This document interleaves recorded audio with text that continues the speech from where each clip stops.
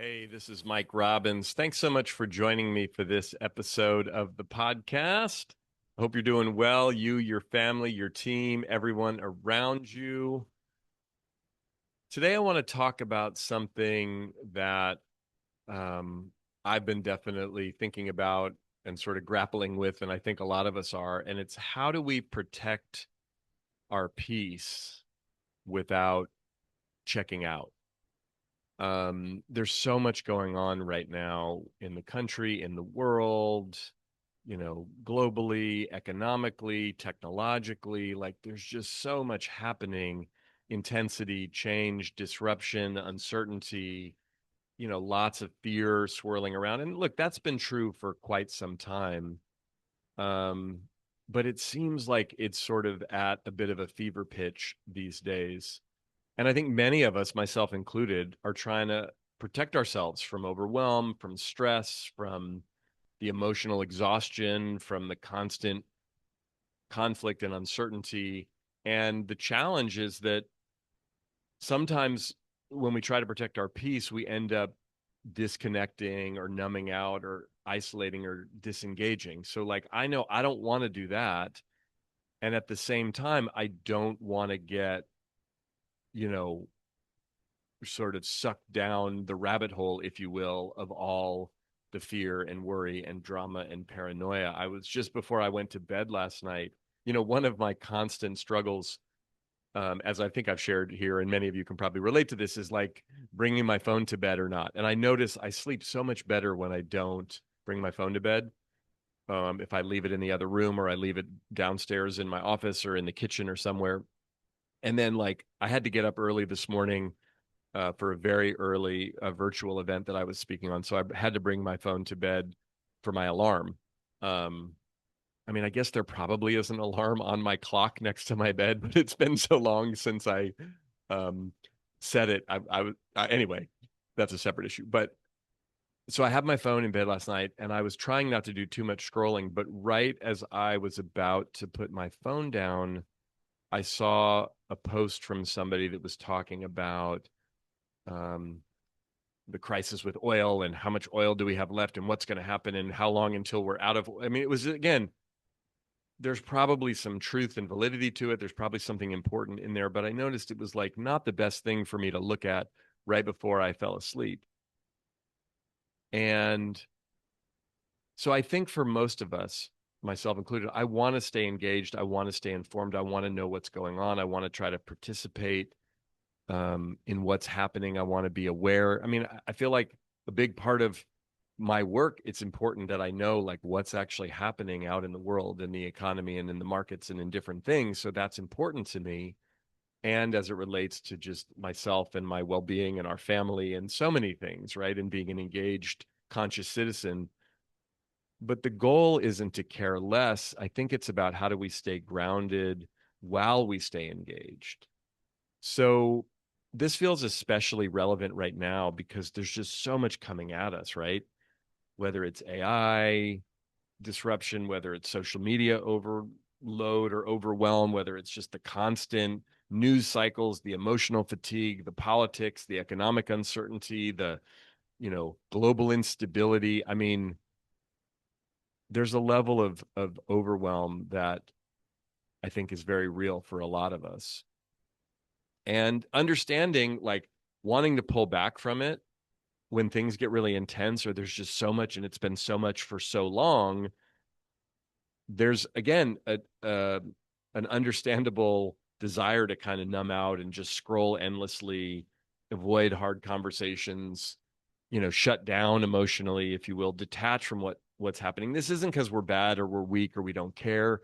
It's just because we're exhausted. Like sometimes, like I just want, Michelle will say to me sometimes, or I'll say to her, "Can we watch just something light?" We've been rewatching Ted Lasso, getting ready for the new season, but it's just like, oh, it feels so good. There's something about sometimes like I watch The West Wing, which is my favorite TV show of all time, and those shows can be kind of intense, but because I know it so well, there's something really cathartic about, and it's so well written and it's so well done, but just watching like a different reality, but something that I know. And I think it's important to remember there is a difference between peace and avoidance, right? Protecting our peace doesn't mean pretending that things aren't happening. It doesn't mean we disengage from life or we avoid our feelings. We become sort of indifferent. Real peace is actually grounded and it's conscious. It's not disconnecting. Like I remember hearing Michael Beckwith years ago talk about the difference between being detached, which is kind of like disconnected, like I don't care, like aloof, versus non-attached, which is like I'm engaged, but I'm not like gripping to the outcome. And I sometimes try to think about that as well. And, staying informed, I think, without being consumed is really important these days. How we consume information, news, how we engage with the media. Um, we can really care deeply, stay aware, remain engaged, but we don't have to constantly be marinating in the fear and outrage all day long. Like sometimes, I'm on YouTube primarily is how I get information for better or worse. These, I mean, there's a few news sources that I read as well, but like I don't watch TV like I used to anymore, at least not for the news, unless it's like an election or something, specific happening. But I'll watch clips of things on YouTube.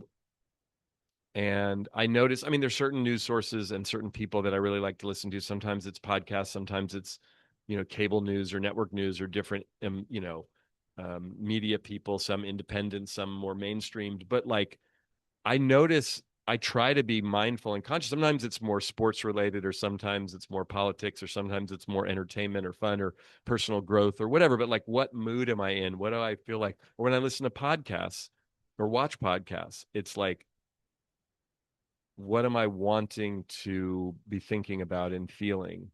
Um, and it's easy to get sucked in. And again, those apps, even YouTube is designed to like next one, next one, next one. So we have to be careful. And I think boundaries are a really important part of protecting our peace, like emotional boundaries, media boundaries, relational boundaries, time boundaries, phone boundaries. Like again, I want to get back to more consistently leaving my phone out of the bedroom at night because I notice that makes a big difference. But protecting our energy isn't selfish, it's necessary.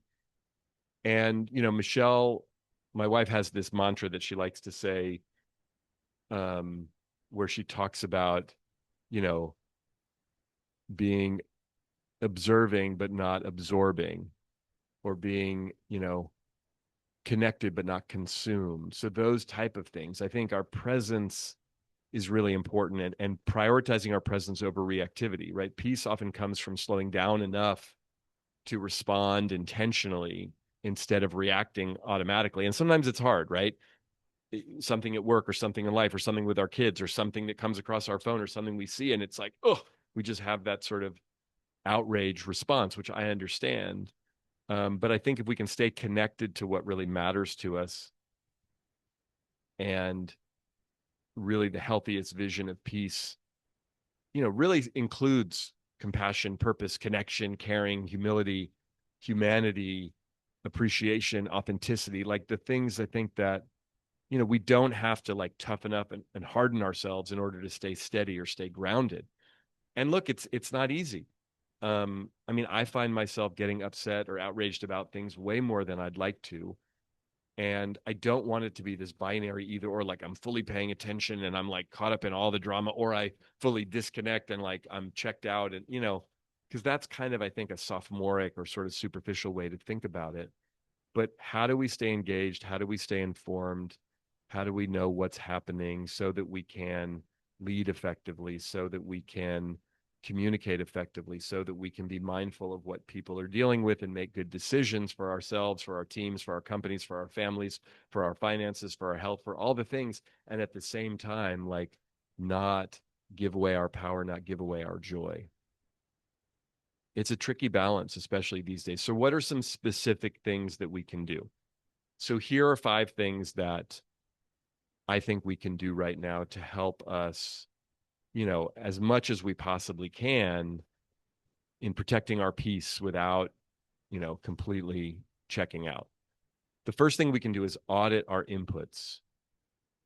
So notice again what consistently leaves us feeling anxious or angry or depleted. Again, whether it's what we're listening to, what we're watching, who we're engaged with. And look, sometimes it's tricky, right?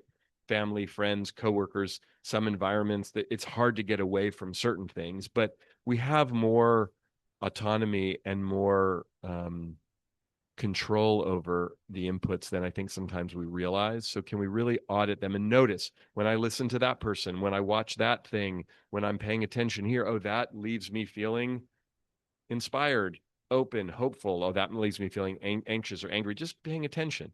It's like we do in life, right? It's certain people that kind of bring us energy. Other people kind of suck our energy. My friend John Gordon likes to call them energy vampires, right? So we want to stay away from that. But that's true, I think, with media and information, stuff that we're reading, stuff that we're listening to, stuff that we're watching, and people that we engage with. A second thing we can do is create intentional pauses. So even if it's just a few minutes without noise, without screens, without stimulation, can make a big difference. I realize you're probably listening to this on your phone or watching it on your phone or some device. So it's sort of, ironic that I'm telling you disconnect, take some time. But I think just pausing, just like sometimes I know in the car I'm often listening to podcasts or I'm talking on the phone or listening to an audio text or leaving an audio text, which I enjoy. And I like podcasts not just because I have one and have had one for 10 years. I actually like listening to them. But sometimes it's nice to have nothing to listen to and just look out the window, just hear the sounds of life around us.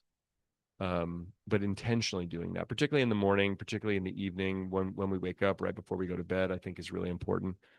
A third thing we can do is ask ourselves, like really check in. Am I grounding myself or avoiding? And there is an important difference between those two. Like, am I consciously choosing to be grounded? One of the techniques I use in the morning is I walk outside in our backyard and I in bare feet and I put my feet on the grass. Now, I live in California. It's a nice time of year. It's easy to do that. Some time of the year it's dark, sometimes it's colder, sometimes it's rainier. If you live somewhere where it's very chilly, it's hard to do that. But like that's one of the things I do in the morning. And it's like put my feet on the ground. I kind of look up at the sky. I take it in. It's beautiful here often where we live, like it was this morning. Sometimes I'll do some jumping jacks just to kind of get myself going. But that's just a little simple pause. But can we throughout the day just really check in? Am I grounding myself or am I avoiding? What is the motivation behind what I'm doing? A fourth thing we can do, and this is so important these days, is spend time like really being connected to real life. So spending time with people in nature, moving, being creative, using our hands in conversation, things that reconnect us with humanity, not just with technology and screens.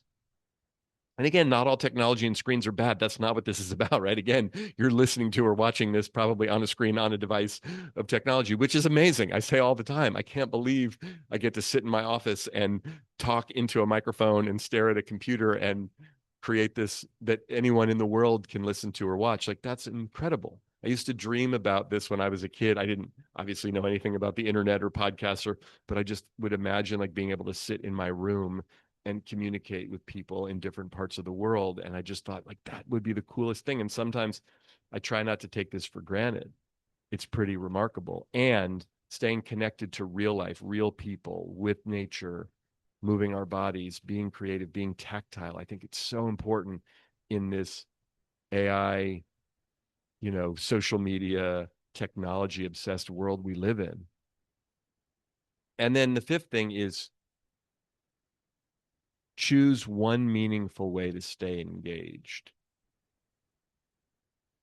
Like instead of trying to carry everything emotionally, instead of trying to do everything and check everything, but can we pick one specific way to be engaged? Is there a place that we can donate our time or our money to? Is there something that we can pay attention to, some way for us to really stay engaged, to give back, to find hope, to, I don't know, whatever that means for you. It's different for all of us, depending on our values and depending on our priorities, depending on our beliefs and maybe even our politics or whatever, but a place where you can really stay and feel like I'm engaged, I'm paying attention to what's happening, I'm giving back to the people around me in some meaningful way or the community or whatever. I just feel like that makes such a difference, especially right now. We can definitely stay grounded and stay engaged without checking out. Protecting our peace doesn't have to mean disconnecting from life or not paying attention to what's going on. But it is important for us, I think, right now, as there's so much happening and so much swirling and so much understandable fear and stress, is to really make a conscious, deliberate decision to protect our peace and to stay grounded. Because not only does that mean we're going to be happier and healthier and more balanced and grounded ourselves, but it actually is going to allow us to show up more effectively for the people around us. And when and how we do choose to engage, we can be more successful and have more impact when we do that. So thanks for listening. Thanks for watching. As always, I appreciate it. Feel free to check out the show notes or the links below if you want to learn more about me and my work. Best place to do that is at our website, which is mike-robbins.com. Always appreciate when you leave a rating or a review right here in whatever podcast app or platform you happen to listen to this on or watch it on. Make sure to hit the follow or subscribe button so you don't miss any future episodes. Until next time, keep bringing your whole self to work and to life, and stay grounded if you can. And remember, we're all in this thing together.